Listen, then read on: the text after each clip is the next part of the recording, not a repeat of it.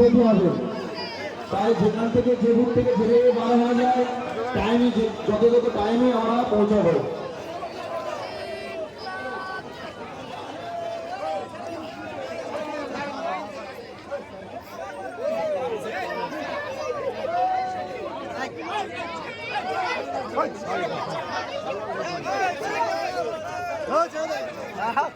সাইডে সাইডে সাইডে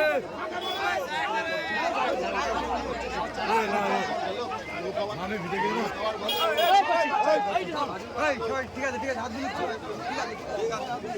সবাই